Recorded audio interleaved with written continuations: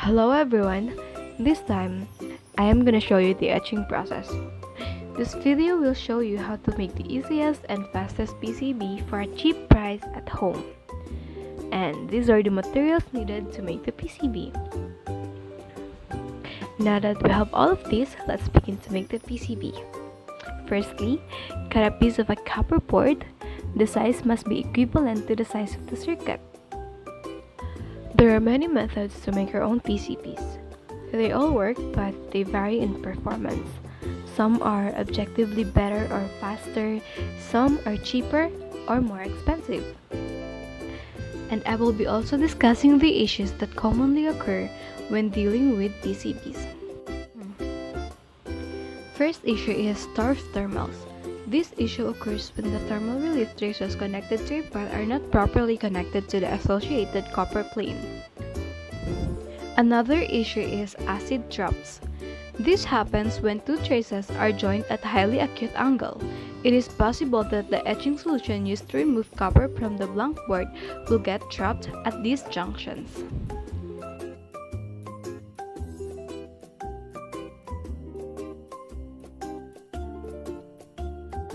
Then scratch the surface with some sandpaper for a better result.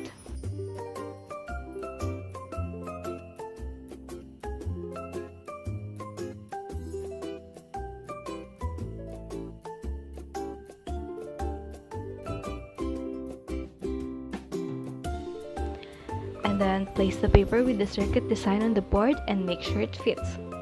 If you don't have any machine to put the circuit in the PCB, then just follow this. You just need a pencil and a permanent marker, and then carefully copy the circuit. Another issue is insufficient annularing. Vias are made by drilling through pads on either side of a board and plating the walls of these holes to connect the two sides of the board. If the pad size called out in the design is too small, the via may fail due to the drill hole taking up too large of a portion of the pads. Silvers occur if a very small portions of a copper pore are only connected to larger portions of the same copper pore through a narrow trace. It is possible for them to break off during fabrications.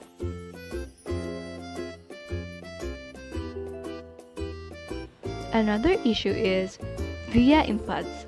Occasionally, it may be convenient to design via to be positioned within a PCB pad.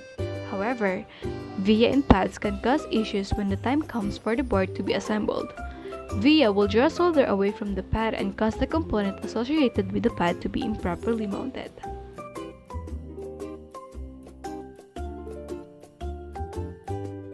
Copper too close to board edge is also an issue.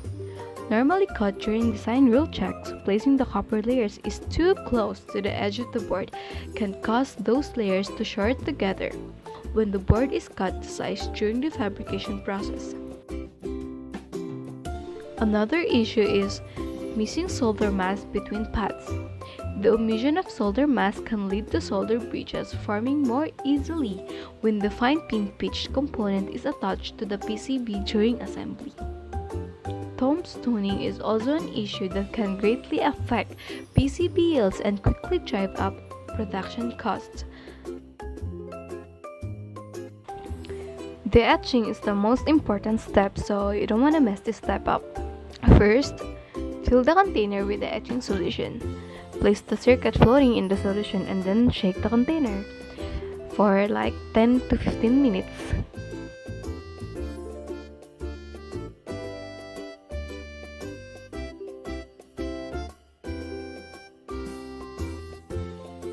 When the last copper trace disappears, clean it with water.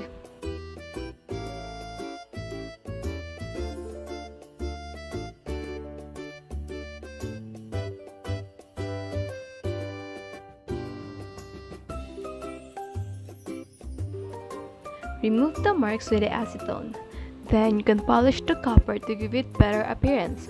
If you're using zero-hole components, you'll need to make holes in your PCB.